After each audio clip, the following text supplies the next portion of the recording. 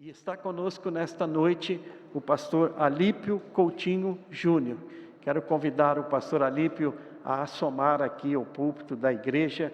Ele é o secretário executivo da Convenção Batista do Estado de São Paulo. E eu quero convidar o pastor Geraldo Afonso a vir aqui orar pelo pastor Alípio. O pastor Alípio está conosco aqui para nos trazer uma mensagem do Senhor. Ele é o executivo da nossa convenção, um homem que Deus tem usado em todo o estado de São Paulo para abençoar as igrejas. E Deus tem dado a ele uma visão, e Deus tem dado a ele força, saúde, para levar aos batistas do estado de São Paulo a um outro patamar. Mas nesta noite, o pastor Alípio está aqui na condição de servo do Senhor para nos trazer a mensagem da palavra de Deus. Graça e paz, meus irmãos, tudo bem? Que privilégio estar aqui essa noite, que grande oportunidade. Tenho certeza que você já sabe disso, mas quero testemunhar do pastor Valdir, muito carinhoso, amoroso, né? Onde a gente encontra, ele abraça, pergunta como a gente está.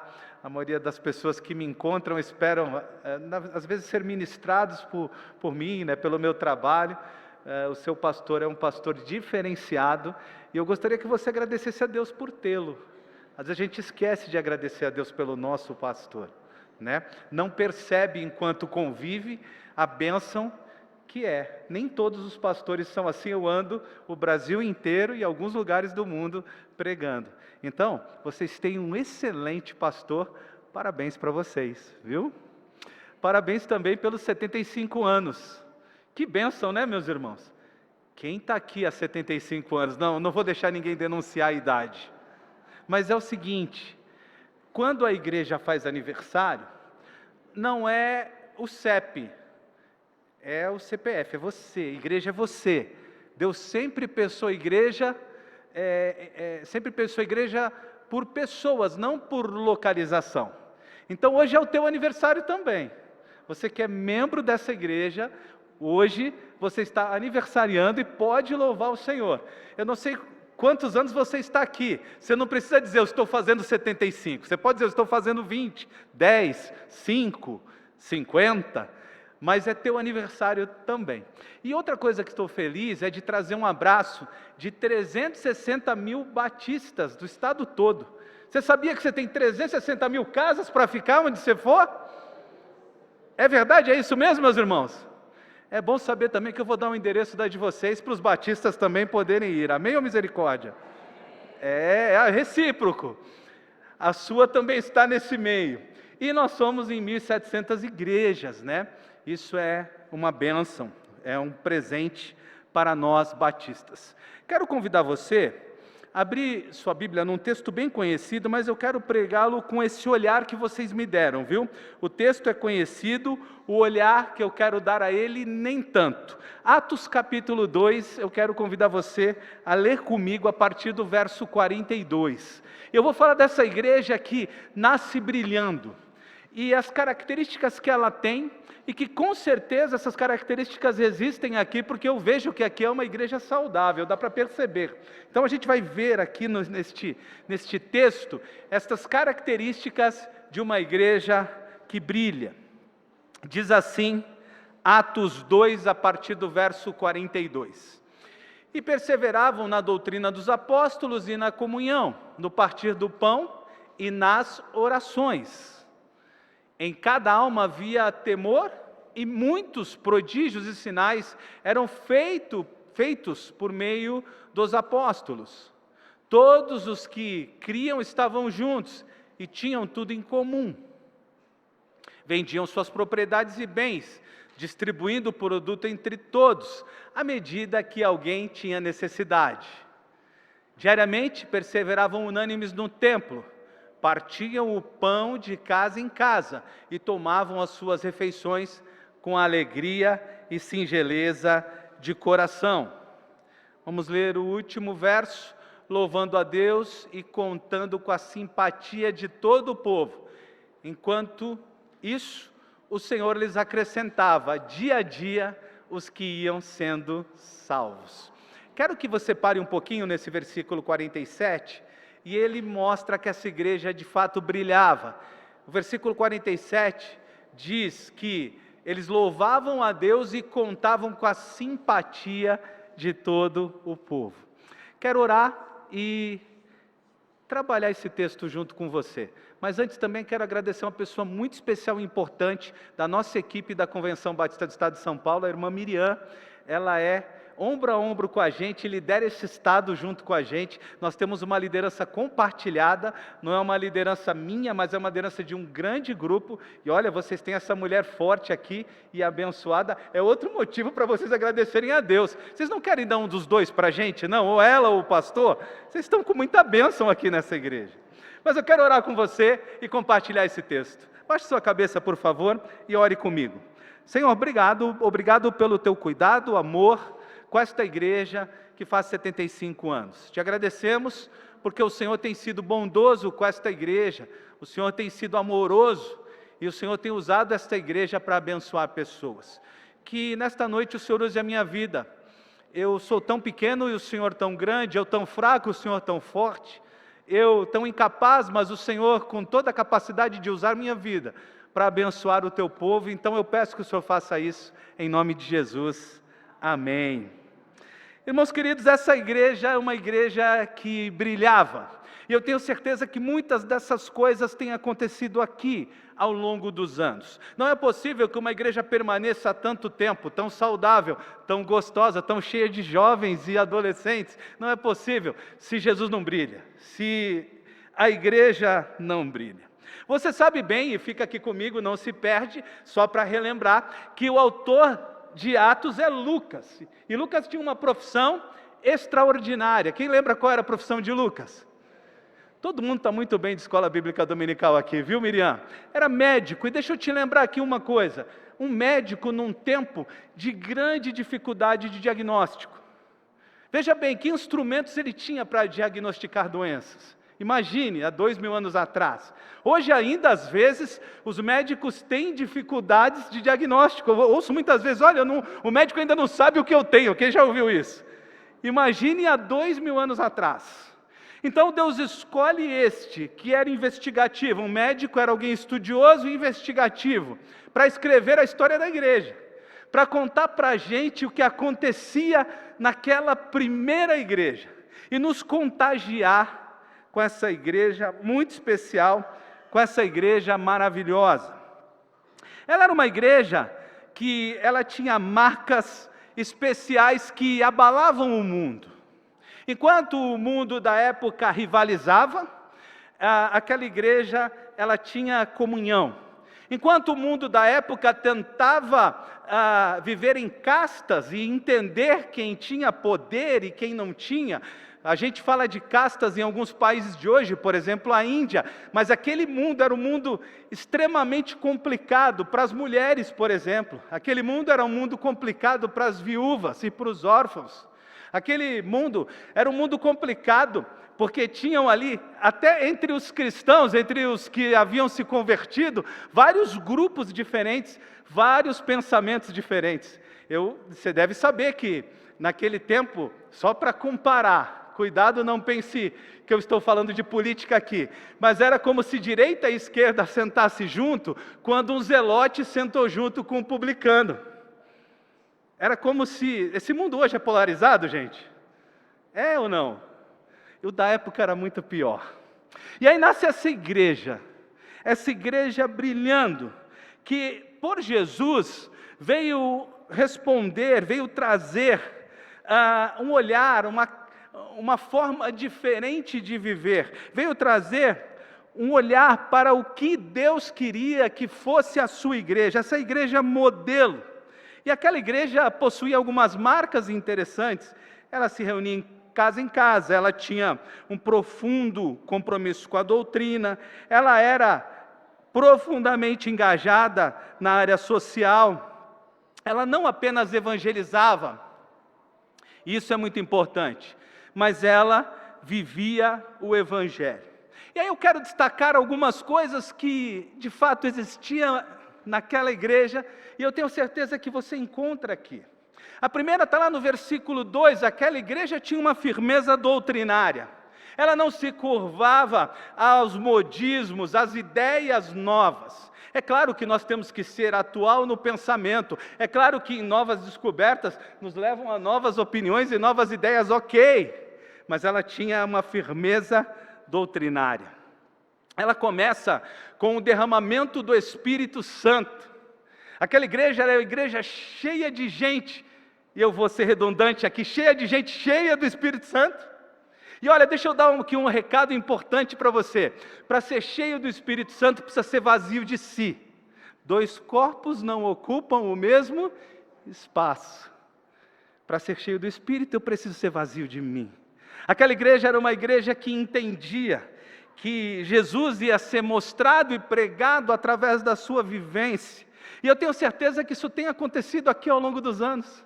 Se você parar para pensar, nesta igreja aqui, tem pessoas, ou houveram pessoas que marcaram a tua vida, que o testemunho falaram alto ao teu coração.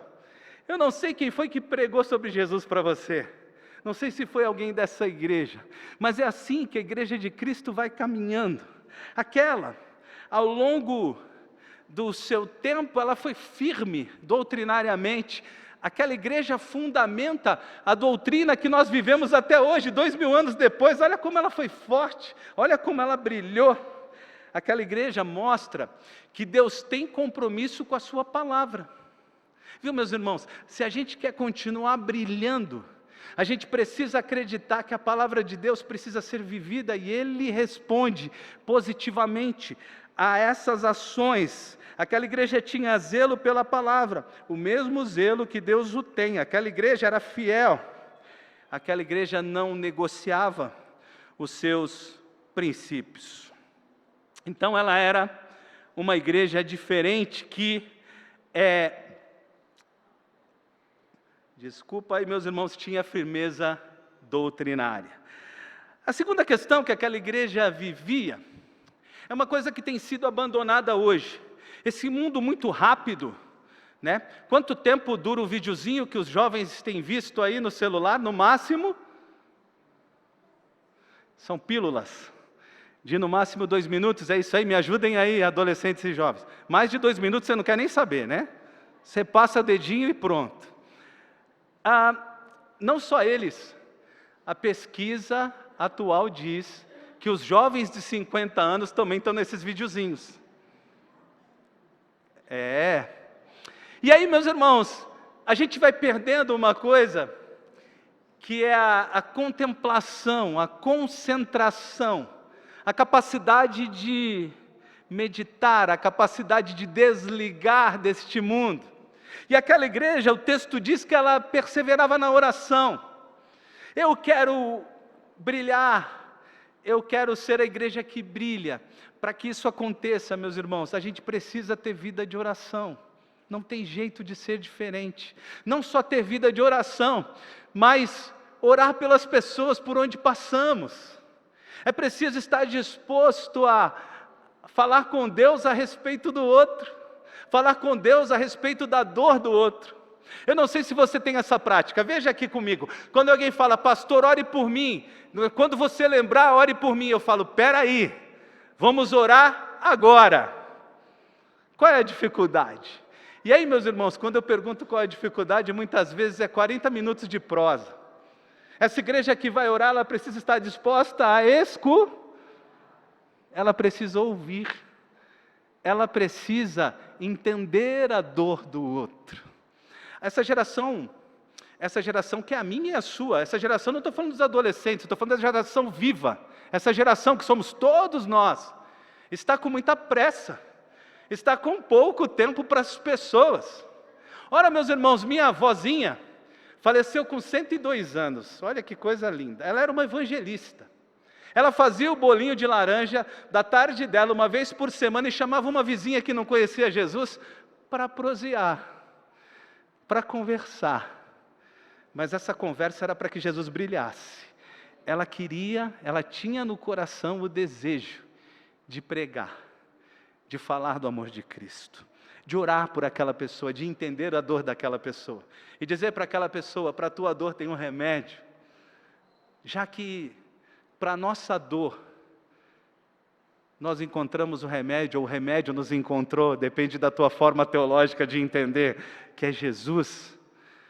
A gente precisa partilhar esse Jesus com o outro. Aquela igreja orava, quer ver alguns textos bem rápido?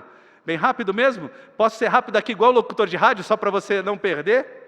Aquela igreja orava, capítulo 1, versículo 14, todos unânimes perseveravam em oração. Capítulo 1, versículo 14. Capítulo 3, versículo 1, os líderes da igreja vão orar às 3 da tarde. Capítulo 4, versículo 31, igreja sob perseguição ora, o lugar treme e o Espírito desce. Lembra desse texto? Em que Pedro é solto da prisão. Atos capítulo 6, versículo 4, a liderança entende que sua maior prioridade é a oração e a palavra, quando eles instituem os diáconos. Atos 9, 11, o primeiro sinal que Deus deu a Ananias sobre a conversão de Paulo é que ele estava orando. Atos capítulo 12, versículo 5, Pedro está preso. A oração incessante da igreja o liberta pela segunda vez. Ele é liberto pela segunda vez, quando a igreja estava em oração. Atos capítulo 13, versos 1 a 3, a igreja de Antioquia ora e Deus abre portas das missões mundiais. Atos capítulo 16, versículo 25, Paulo e Silas oram onde? Na prisão, depois do quê? De açoite, de grande sofrimento. Irmãos queridos, voltem aqui para a minha atenção, por favor. Eu sei que eu li vários textos aqui muito rápido. Eu disse que ia ser rápido mesmo. Eu acho que você não conseguiu nem abrir sua Bíblia, não tem problema. Vai ficar na internet, eu posso mandar meu esboço depois para você. Mas eu quero dizer uma coisa para você. A gente precisa brilhar. E para a gente brilhar, a gente precisa orar. A igreja que ora, ela brilha. E olha, meus irmãos, eu não estou falando de uma oração cheia de cerimônia. Vou contar um segredo para você. Eu nunca bati o carro, tá bom? Então, primeiro deixa eu falar que eu nunca bati o carro. Mas o tempo que eu mais oro é dirigindo. Às vezes as pessoas do meu lado devem pensar, ele está conversando com quem? Ainda bem que hoje tem o Viva Voz do celular, então não acham que eu sou doido. Acham que eu estou no Viva Voz falando com alguém. Mas eu imagino que Jesus está ali sentadinho do meu lado, e eu vou conversando com esse passageiro especial que eu levo por onde vou. A igreja de Jesus que brilha, ela ora, meus irmãos. Como é que está a sua vida de oração? Você precisa prestar atenção nisso. Havia o temor de Deus naquela igreja, versículo 43.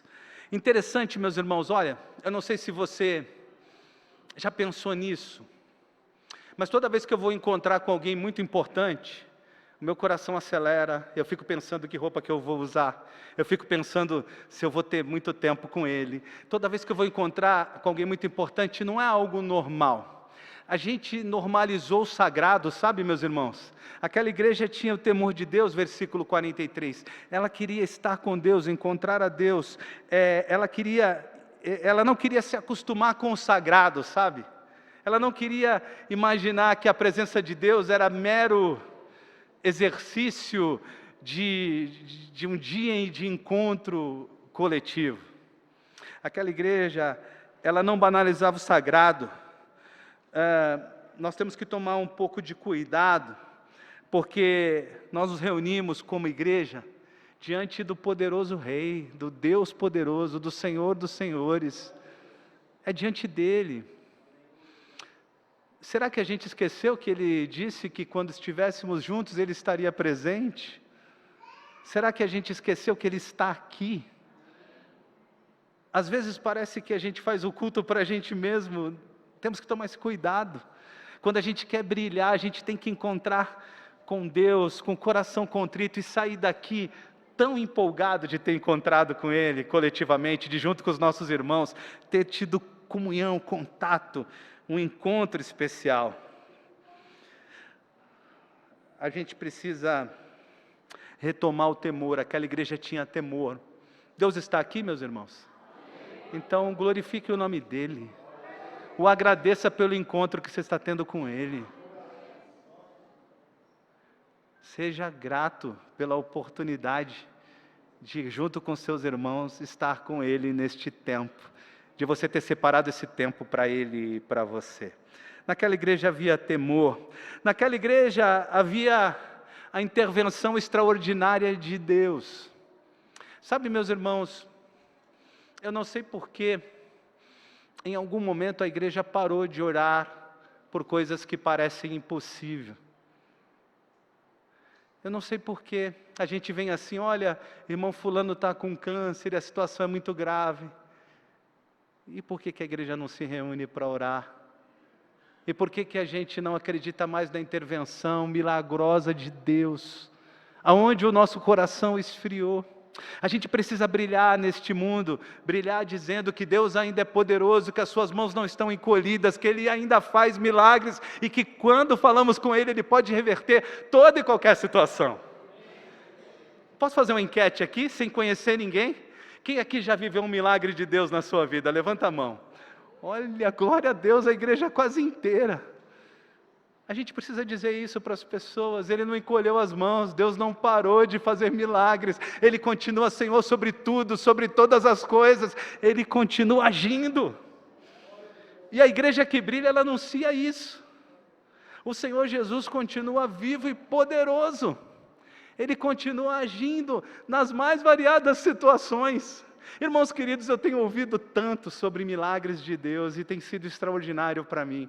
Parece que às vezes, eu não sei, eu posso falar mal dos batistas? Vocês sabem, irmãos, quem é a única pessoa, os únicos que falam mal dos batistas, vocês sabem quem é, não? Só os batistas. Todo mundo acha que a gente é extraordinário por aí, a gente fala mal da gente. Mas eu vou dizer para você, eu acho que nesse aspecto de entender que Deus continua intervindo, que Ele continua poderoso, que Ele continua fazendo, eu acho que os batistas esfriaram um pouquinho. O nosso coração não pode esfriar, a gente tem que continuar acreditando. Sabe, meus irmãos, eu creio que Deus intervém em tudo. Eu já oro pelos meus futuros, pelo meu futuro genro e pelas minhas futuras noras. Eu já oro e sei que Deus vai abençoar. Eu tenho uma princesa lá de 10 anos, então eu oro só para que tenha calma, né? Vai devagar. Vamos conversar sobre esse assunto daqui a alguns anos.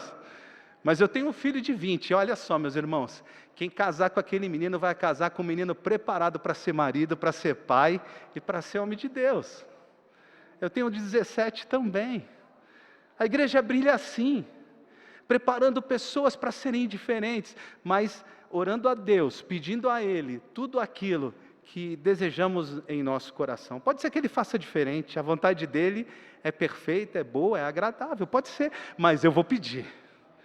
Eu vou orar. Aquela igreja, ela sentia, vivia e experimentava a intervenção de Deus. Posso ler alguns textos para corroborar o que eu estou falando? Atos capítulo 3, o paralítico é curado. Atos capítulo 4, 31, o lugar onde a igreja está, a igreja ora treme. Atos capítulo 5, versículo 12, versículo 15, muitos sinais e prodígios são feitos. Atos capítulo 8, versículo 6, Filipe realiza sinais em Samaria. Atos capítulo 9, a conversão de Saulo é seguida de sua cura. Atos capítulo 12, a libertação de Pedro pelo anjo do Senhor. Atos capítulo 19, Deus pelas mãos de Paulo fazia milagres.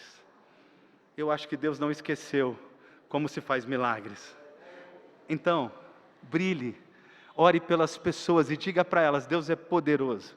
Não prometa milagre em nome de Deus, não faça isso. Só diga para Ele pode fazer, e se Ele quiser, Ele vai fazer, e eu vou orar por você, para que Ele faça. Amém, meus irmãos? Visite alguém que está precisando de oração. A igreja que brilha vai até aqueles que estão precisando do amor, da oração e do cuidado do povo de Deus. A igreja de Atos era uma igreja parecida com a de vocês. Era uma igreja alegre. Eu cheguei aqui, eu vi todo mundo rindo. Eu falei, que igreja gostosa, dá vontade de não ir mais embora. Eu estou quase igual aqueles que chegaram com Jesus no Monte da Transfiguração. Vamos fazer algumas tendas e ficar por aqui? Essa igreja tem isso, aquela igreja era uma igreja alegre. Irmãos queridos, a igreja que brilha transborda alegria, sorriso por onde passa. A igreja de Jesus não é mal-humorada. Uma vez eu estava numa fila de banco, meus irmãos, e eu fiquei, porque ia falar com a gerente, era uma fila só para falar com o gerente. Eu fiquei lá mais ou menos 1 hora e pouco. E uma mulher na minha frente, ela reclamava do sol, da chuva, do dia, da noite, reclamava da nora, sogra não é fácil, não, estou brincando. Ela reclamava e reclamava. E de repente estávamos chegando, depois daquele tempo todo, aquela mulher reclamando de tudo, do tempo de ficar no banco, da mudança do governo. Ela reclamou e reclamou e reclamou. Quando a gente está chegando, acho que ela lembra que ela precisava fazer a lição de casa. Ela olha para mim e fala: oi, eu não perguntei o seu nome. Eu falei: meu nome é Alípio. E ela falou: você já ouviu falar sobre Jesus? Eu disse: já, minha irmã. Que bom que a irmã é crente. Já que a irmã é crente, eu vou tratar a irmã como uma crente madura. Se eu nunca tivesse ouvido falar de Jesus, a irmã não poderia pregar para mim, porque a sua vida é tão amarga que Jesus com certeza não está nela. Foi muito pesado, irmão. Vocês fizeram uma cara e agora eu fiquei com vergonha. Eu fui muito mal educado, irmãos. Eu acho que eu fui, né? Mas a igreja de Jesus, ela brilha com um sorriso no rosto. Ela fala de Jesus com alegria. Ela mostra Jesus através da sua alegria. A gente diz que confia em Deus com cara de maracujá, azedo. A gente diz que confia em Deus e reclama de tudo, com um mau humor terrível. Chega na segunda do trabalho, alguém fala: bom dia, gente. Bom dia para quê? Bom dia para quem? A igreja de Jesus brilha em alegria. A igreja de Atos, você deve ter lido, ela era uma igreja que transbordava alegria. E é interessante que ela não só era alegre nos momentos bons. Atos capítulo 5 conta o momento em que os apóstolos receberam os açoites. Liga aqui comigo que eu vou te contar o que eram os açoites. 39 chibatadas, 2/3 nas costas, com chicotes, com pedaços de ossos nas pontas, 2/3 nas costas, 39, e 1/3 na frente. A pele ficava esfacelada, aquilo ficava terrível. Eles foram ensanguentados, eles foram açoitados. E o texto de Atos capítulo 5, 41, 42, diz que eles estavam felizes por poderem sofrer por Cristo. Não adianta a gente falar que confia em Jesus e no primeiro problema, a gente lamuriar, discutir, reclamar. A nossa voz não condizer com aquilo que a gente acredita. A nossa fala não conectar com aquilo que a gente acredita. Atos capítulo 6, versículo 15. Estevão, na hora da morte, vê Jesus e o seu rosto se transfigura. E mais um. Atos 13, 52, os discípulos em Antioquia da Pisídia, mesmo perseguidos, transbordavam de alegria e do Espírito Santo. Os discípulos, porém, estavam cheios de alegria e do Espírito Santo. Vamos treinar um sorriso bonito aí? É isso. A igreja que brilha, ela tem alegria. Pode sorrir, meu irmão. A igreja que brilha, ela leva alegria. A igreja que brilha, ela faz com que aqueles que estão no seu entorno recebam alegria. E aí eu termino dizendo que aquela igreja que brilha, ela valorizava a comunhão. Irmãos, está aqui um ponto muito difícil, porque se ser crente é uma bênção, às vezes o crente fere a gente. Estou falando mentira? Quem já foi ferido por um crente aqui? Levanta a mão. Essa mesma igreja que cura, às vezes fere. E como lidar com isso? Como ter comunhão? Bom, eu não sei se você já alcançou esse tipo de maturidade, mas o Senhor Jesus ensinou como lidar com isso. Ele disse que a gente deve perdoar 3 vezes. A minha mãe dizia que perdoava 3 vezes. Eu achava que eu era bonzinho, que eu repetia aquilo, até que eu me converti.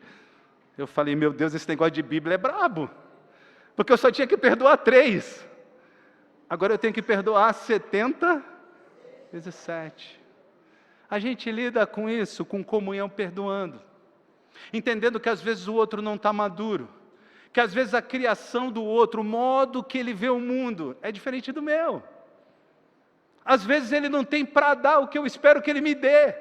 A nossa maior frustração, às vezes, é com a nossa expectativa, não é com o outro. A igreja é um hospital para os pecadores e não um museu para os santos. Se é um hospital, a gente vai se esbarrar e vai se machucar. Então, para ter comunhão, deixa eu olhar nos seus olhinhos aqui, quero falar com você. É preciso perdoar. É preciso virar outra face. Já imaginou você tomando aquele tapão na cara e dizendo, agora pode dar na outra? Sabe o que Jesus queria ensinar com isso? Você já experimentou fazer isso? Uma das pessoas que mais me feriu na vida, eu a recebi com um abraço, tempos atrás, na presença de outros que sabiam o quanto ela tinha me ferido. Ela saiu constrangida e foi por um canto chorar depois do meu abraço, porque a não violência quebra a violência. A ação que desarma o outro, se eu dou um outro tapa nele, está tudo igual. A ação que desarma o outro é o amor. Jesus sabia disso. Você pode experimentar, alguém te deu um tapa, vira a face e manda dar outro. Se o camarada for muito desgraçado, e desgraçado eu quero dizer sem graça, ele pode até dar outro, mas ele não vai dormir mais à noite. Mas a maioria das pessoas vai ficar sem graça e vai pensar, meu Deus, por que eu bati nele? A igreja precisa ter comunhão. E para ter comunhão a gente precisa acertar as coisas. A gente precisa perdoar. Olha, meus irmãos, eu fui ser pastor numa igreja que tinha 2 famílias que não se falavam há 11 anos. Eu falei, olha, é o seguinte, eu cheguei aqui, meu primeiro culto, vocês têm 7 dias para se reunir e resolver isso. Porque senão, todo mundo, todos vocês, vão ficar encostados aí, que são todos líderes na igreja, até a gente resolver isso, porque essa igreja não vai para frente se for assim. A gente precisa brilhar aqui dentro primeiro, para depois brilhar lá fora. E sabe, às vezes o outro nos magoa mesmo, às vezes é forte demais mesmo, às vezes o nosso coração se destrói com aquilo, mas levar no coração para o resto da vida é o caminho? Carregar isso no coração para sempre é a melhor coisa a se fazer? Carregar esse peso até quando? A igreja tem comunhão, gosta de estar junto. A igreja que brilha gosta de estar junto e gosta de chamar gente para perto. Ela está junto e traz outros para estarem juntos. Meus irmãos, eu me converti por causa da comunhão da igreja. Assim, irmãos, eu não tenho tempo de contar hoje, eu sei que você vai ficar muito curioso. Eu posso até contar lá no meu Instagram e depois você vê lá. Vamos fazer assim? Alípio Coutinho, quem quiser segue aí, eu vou contar dia desse. A minha conversão teve a ver com a comunhão da igreja. Aquele grupo que eu nunca vi nada igual, aquele povo que era junto, aquele povo que se ajudava. Um não tinha dinheiro para pagar a luz, o outro pagava. Um tinha dificuldade, o outro ajudava. Irmãos, o que é aquilo? Eu não tinha visto um povo daquele. Até os meus 24 anos de vida eu não tinha visto. Então, aquela igreja tinha prazer em estar junto. Você está com a sua Bíblia aberta aí? Capítulo 2, versículos 42, 44 e 46.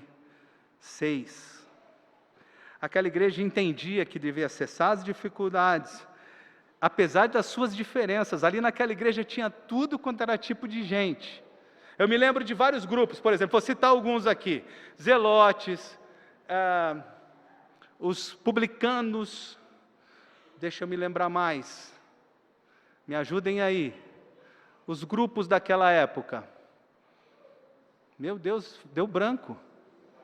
Saduceus, fariseus, quem mais? Os essênios, que depois fizeram a comunidade, se isolaram. Eu estou lembrando de alguns. Depois vieram os gregos para dentro da igreja, os gentios. Era tudo quanto era tipo de gente. Mas eles conseguiam andar juntos. Todos estavam juntos, partiam pão de casa em casa. Se reuniam nas casas e no templo. Queridos irmãos, que a comunhão de vocês continue brilhando, para que essa igreja continue tão amorosa, tão carinhosa e tão saudável como eu vejo daqui. Que vocês sigam em frente, que pessoas se agreguem, que vocês brilhem na vida do outro, que vocês façam a lição de casa de pregar o Evangelho. Irmãos, há uma coisa que os cristãos, e não tem nada a ver com o texto aqui, eu vou deixar só como uma mensagem para todos nós, há uma coisa que os cristãos têm esquecido muito de fazer. A gente tem esquecido por que a gente, depois de salvo, ainda fica aqui. Deixa eu fazer uma pergunta aqui, é para responder todo mundo. O céu é melhor do que aqui? Por que ao se converter você não foi para lá? Na verdade, deixa eu fazer outra pergunta. Quem quer ir para o céu agora? Ainda bem que tem gente que quer. Tem uns que não acreditam não que é melhor do que aqui. É melhor do que aqui e eu, se pudesse, assim que convertido, eu já queria uma viagem especial, me leva para lá, Jesus. Na verdade, esse era o meu plano. Se tem um lugar melhor do que aqui, me leva para lá. E tem, é o céu. E aí, irmãos, a gente ficou aqui para a gente ser luz desse mundo, para a gente ser sal da terra. A gente ficou aqui para a gente levar salvação a outros. Veja aqui, ó, fala o nome, em voz alta se você puder, da pessoa que pregou Jesus para você. Todo mundo junto, fala, vou falar 3, você vai falar o nome da pessoa que pregou Jesus para você. 1, 2, 3. Agora fala o nome da pessoa que você pregou Jesus para ela está batizada na igreja. 1, 2, 3. Diminuiu o volume. Irmãos, a gente precisa brilhar na vida do outro. E o outro precisa conhecer Jesus através da nossa vida. Que vocês continuem brilhando, mas essa semana, não passe mais uma semana sem fazer o que você precisa. 900 pessoas morrem em São Paulo por dia. 600 morrem sem Jesus. Eu não sei quem vai ser o próximo. Talvez amanhã seja eu. Talvez seja você. Mas talvez seja alguém que você teve oportunidade de pregar e ainda não pregou. Então, meus irmãos, brilhem. Brilhem na vida do outro. Que Jesus possa usar a tua vida. Eu não sei se você já teve essa emoção. Para que você veja alguém aqui descendo as águas através da tua instrumentalidade. Através do dia que você deixou a luz de Jesus brilhar através da tua vida. Amém, meus irmãos? Posso orar com vocês, meus irmãos? Então vamos agradecer a Deus por essa igreja que brilha. Você pode ficar de pé para orar comigo? A gente não consegue praticar aquilo que a gente não coloca como meta. Então eu vou te convidar a pensar no nome de alguém, de uma pessoa que você vai falar de Jesus para ela, que você vai brilhar na vida dela. De uma pessoa que você vai, essa semana, marcar um tempo com ela e dizer, olha, você não precisa fazer muita coisa, irmãos, eu vou ensinar aqui rapidinho, 1 minuto eu te falo. É só falar o que Jesus fez na tua vida.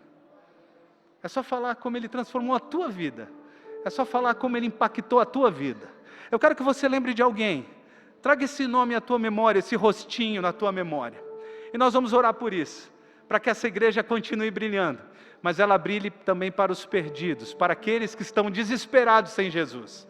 Sem Jesus não há paz, sem Jesus não há a certeza de vida eterna, sem Jesus não há uma família verdadeira, espiritual, sem Jesus há um vazio dentro dos corações.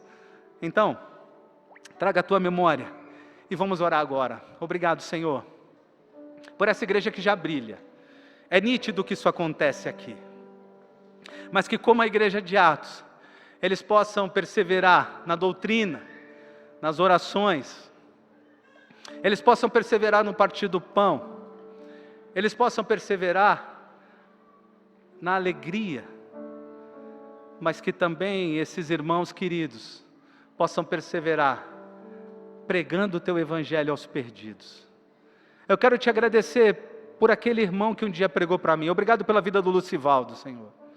Obrigado porque ele abençoou a minha vida, me apresentou Jesus. Obrigado porque Ele me deu a oportunidade de te conhecer e de ter certeza de vida eterna e paz na minha alma. Agora me ajuda, Pai, a ser ponte para outros. Que o Senhor use minha vida, a vida dos meus irmãos, para que cumpramos com o nosso chamado, que é brilhar na vida de alguém. E que mais alguém veja a Tua luz através de nós. É o que eu peço e agradeço. Amém. Deus abençoe, meus irmãos.